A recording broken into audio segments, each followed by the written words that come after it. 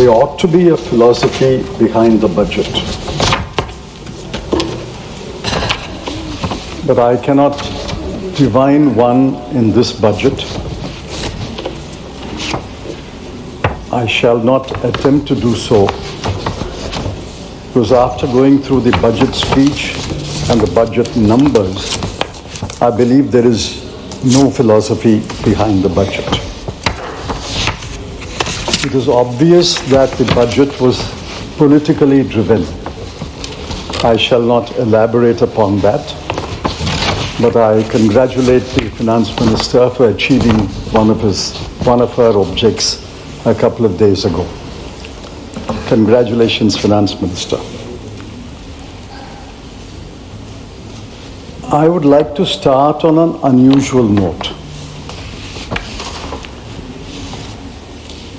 The Finance Minister has asked this House to appropriate 20,517 crore for the Ministry of External Affairs. Usually the MEA does not figure in a budget speech, but I want to start with the MEA. I'll tell you why. In 2023-24, the past year, we allocated 28,915 crore. In the current year, the revised estimate is 25,277 crore, almost 3,600 crore less in the current year. And for next year, the Finance Minister is asking for only 20,517 crore, another 5,300 crore less. I wish the External Affairs Minister is here. I suspect that, and I hope not, I suspect that the Finance Minister is doing a Elon Musk on the External Affairs Minister. Somebody must explain. Are we shrinking our world presence? Are we closing down embassies? Are we closing down consulates? Be that as it may. A more serious aspect of the MEA. MEA stumbled badly in the last week, and I say that with responsibility. It's now clear that the United States informed India about the deportation. They gave a list of deportees. India verified the list and confirmed that 104 or so names are Indian citizens. So this was not a surprise to us. It was a surprise to the rest of the people. The deportation was known to the MEA. The External Affairs Minister met Secretary of State Rubio a few days before the deportation, and that was all published in the newspapers. I asked the government, did the External Affairs Minister raise the matter with Mr. Rubio? Did he know about the SOP? He told this House the SOP has been in place for many years, since 2012. If he knew about the SOP, did he protest the SOP to the Secretary of State of United States? Did he know about the SOP requires them to handcuff, tie the legs with ropes and mask? If he knew about it, did he protest to Mr. Rubio? If he did not protest, why did he not protest? And the most important question, did the External Affairs Minister... Are you yielding?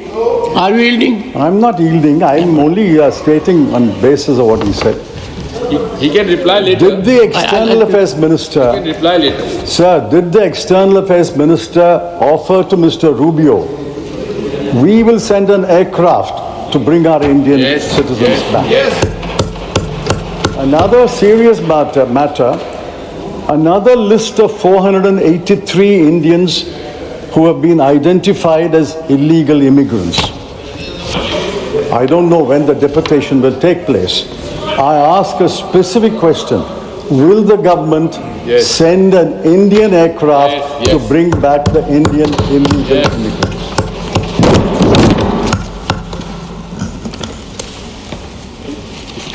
Now I go to the finance minister's trump card. No pun intended, sir. Trump card. No pun intended. Sir, when you said twice, I got worried that no pun intended. You said twice, which means pun is intended. And I'm wondering whether your reference to Elon Musk is a compliment to the Honorable Finance Minister. Sir, I'm to looking take at to my the groove clock. of efficiency. I'm looking at my clock and my whip. I'll add up the time, sir. 1 minute I'll add. No, please. Income tax cut is the FM's main thrust of this debate. And she has given a number of interviews. The House should know that only 3.2 crore persons pay income tax, from the last figures available. The rest filed returns, but they pay nil tax. She has raised the government has raised the threshold from 7 lakhs to 12 lakhs, and it applies to all taxpayers right up to the highest taxpayer. Now, I've looked at the CBTT statistics of taxpayers, the last available statistics. My rough calculation is about 80 to 85 lakh taxpayers will go out of the tax net from next year, and 2.5 crore will benefit. But the 2.5 crore includes not only the middle class, which the finance minister passionately championed, it includes 2,27,315 persons who returned a total income of more than 1 crore. It includes 262 persons who returned a total income of more than 100 crore. And it includes 23 persons who returned a total income of more than 500 crore. So this is not benefiting the middle class alone, which I welcome, but it's benefiting the very rich and the richest in the world. Yes. Finance ministers also claimed that she had foregone 1 lakh crore rupees. Yet she has claimed that the net tax revenues to the center will grow by 11.1% in 25-26. In 24-25 also it grew by 11%. So it's about the same number. After foregoing 1 lakh crore,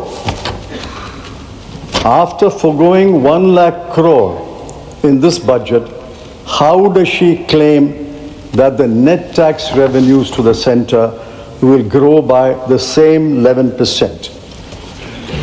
This is pure magic, not mathematics. I will reserve how this magic unfolds, and I will comment on it later.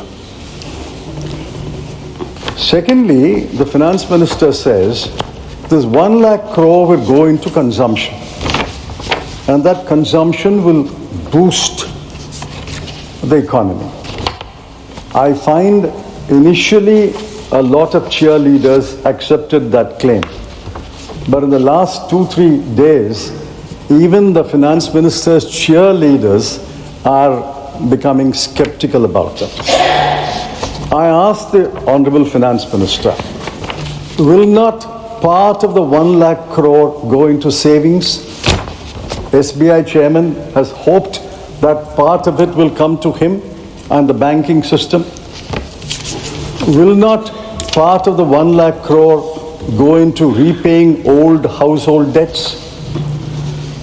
Will not part of the 1 lakh crore go into travel abroad? Will it not go for educating children abroad? And will it not go into consuming imported goods? If you deduct all this, how does the Honorable Finance Minister claim that the entire 1 lakh crore will go into consuming domestic goods and services? It's only consumption of domestic goods and services will boost the GDP rate. And besides, what is 1 lakh crore when compared to the size of the GDP? The size of the GDP this year is 324 lakh crore. 1 lakh crore of 324 lakh crore is 0.3. Are you seriously saying, and are you asking this House to believe that 0.3% will boost the economy? My humble advice to the Finance Minister is, don't rely on only one engine of growth, consumption. Look at other engines of growth like exports, capital investment. Those other engines must be revved up. You can't rely upon one engine of growth. Most of this consumption will not go into consuming domestic goods and services. Now contrast what she has forgotten. She remembered the middle class, but I congratulate her for that. But what about the section of the people whom she has forgotten? Look at the plight of Indian households. I'm taking purely from government numbers. Between 2012 and 2024, in the 12-year period, food inflation was 6.18%. Education inflation was 11%. Healthcare inflation was 14%. These have crippled Indian households. Household savings have fallen from 25.2% to 18.4%. And household consumption saving in September survey in 2023 shows, and mark these numbers, average monthly per capita expenditure of a rural family is only 4,226. And in urban areas, it is 6,996. Now we must examine these numbers more closely. This is the average for the whole India, 4,662 and 6,996, average for the whole India. But the bottom 50% will be even less.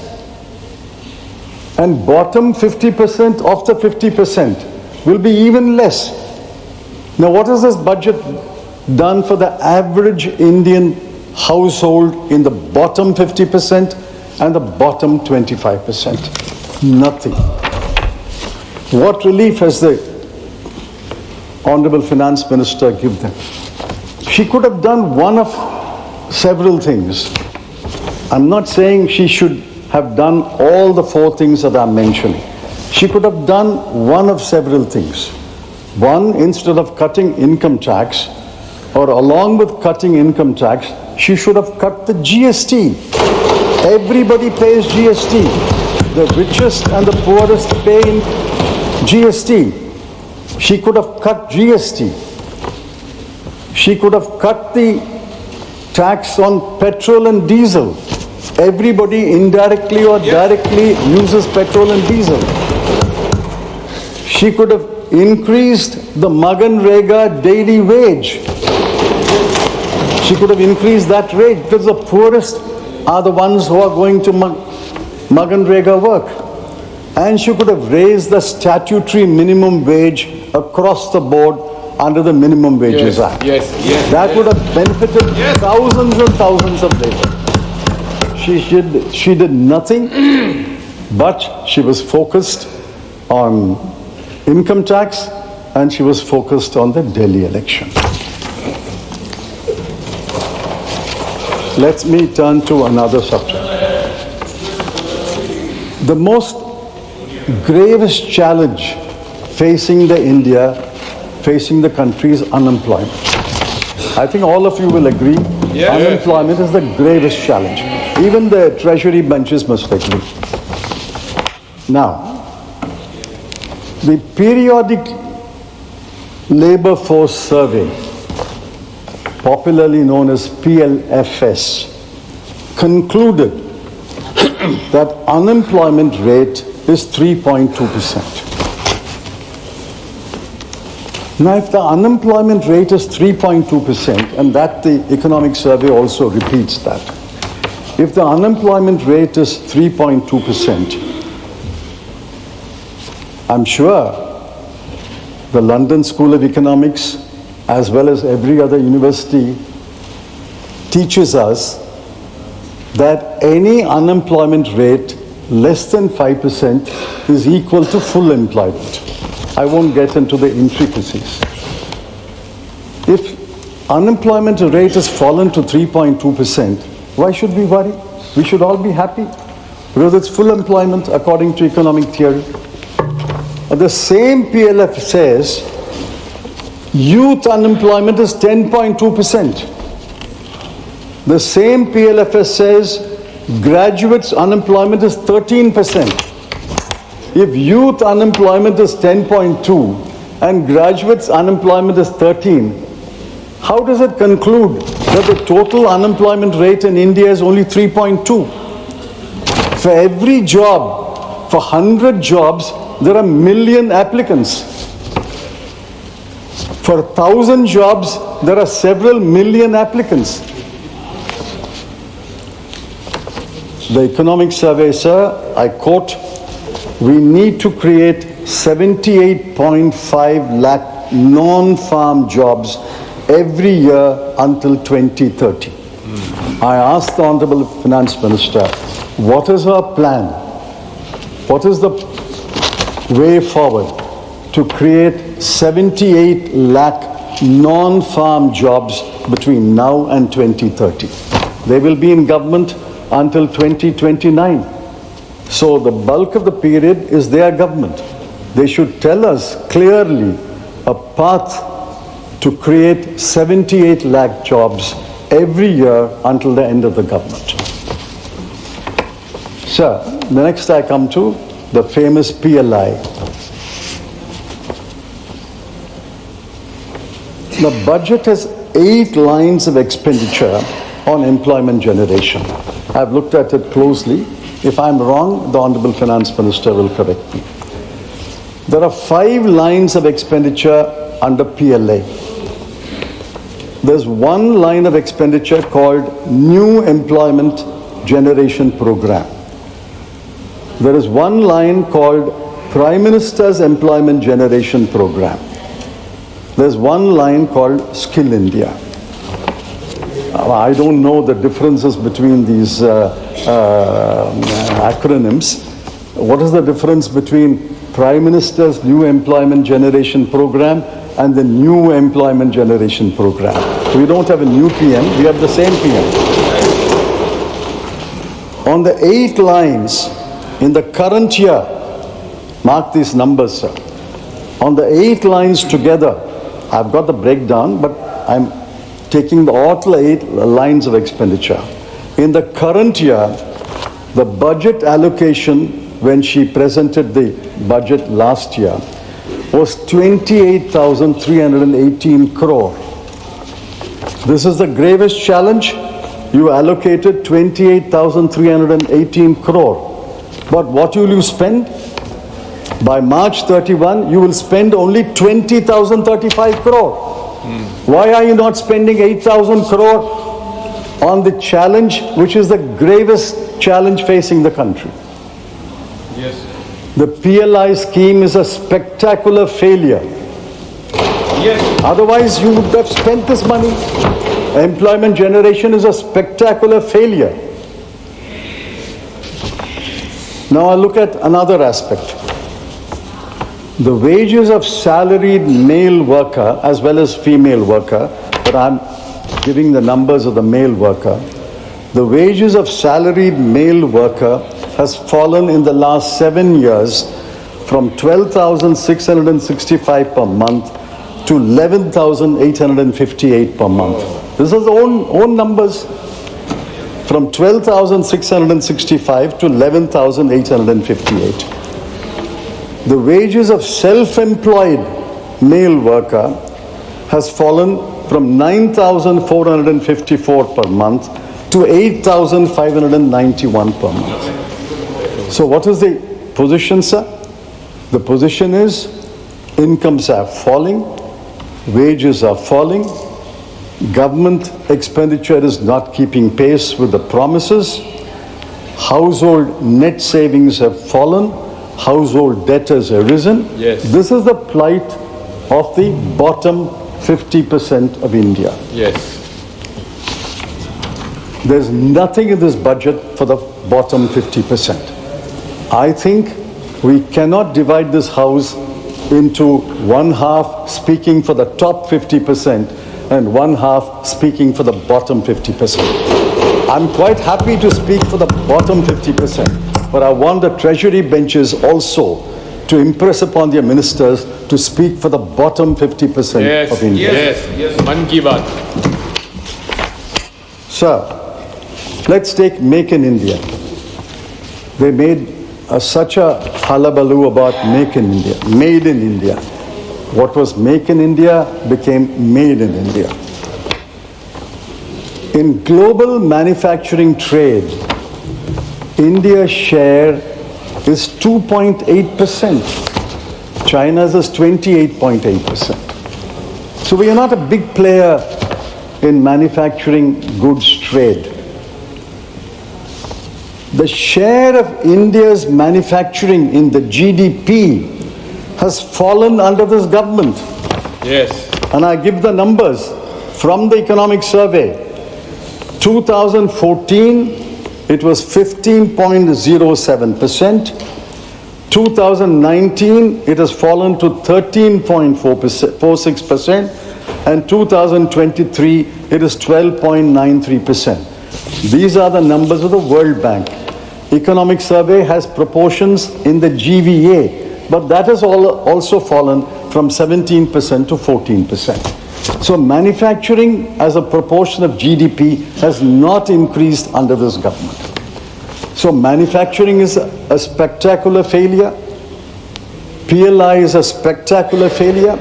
So what has this government got to boast about after the last 11 years? I come to my penultimate point. Now, budget is about numbers. I don't want to burden the House with numbers, but I have to mention some numbers, because the budget is about numbers. Now, the FM, Honorable FM, claimed in a number of interviews that she has not only met the fiscal deficit target, but has improved upon the fiscal deficit target. Absolutely true. If you look at the numbers, 4.9, achievement was 4.8. But how did she achieve this 4.8? She cut capital expenditure by the central government by 92,682 crore. Not revenue expenditure, sir.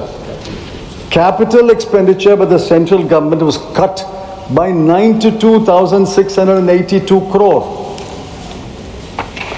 She cut the grants in aid to states for creating capital assets, that's another form of capital expenditure, by 90,887 crore. So total cut in capital expenditure by the center and the states, I'm not apportioning blame, but the center and the states in the current year will be 1,83,569 crore. By cutting capital expenditure by such a humongous amount, she saved on the fiscal deficit 43,785 crore. I can understand if she has saved on the fiscal deficit 1,83,000 crore. It is bad policy, but I will understand. But after cutting 1,83,000 odd crore, she saved about 44,000 crore. Is it good policy? I don't know. Is it good economics? I say no, it is not good economics. You can't cut capital expenditure and compress your fiscal deficit and say, I have met my fiscal deficit, I've improved my fiscal deficit. On the expenditure side, I want honorable members, all of us are concerned, to look at these numbers. Where are the cuts fallen? On health, 1,255 crore. On education, 11,584 crore. On social welfare, 10,019 crore. I wish the Agriculture and Rural Development Minister was here. On agriculture, the cut is 10,992 crore. On rural development, it is 75,133 crore. And in urban development, it's 18,907 crore. Why do you make these cruel cuts? There are other unkind cuts, I won't give the numbers, on Poshan, Jal Jeevan Mission, National Social Assistance Program, Pradhan Mantri Gram Sadak Yojana, Crop Insurance Scheme,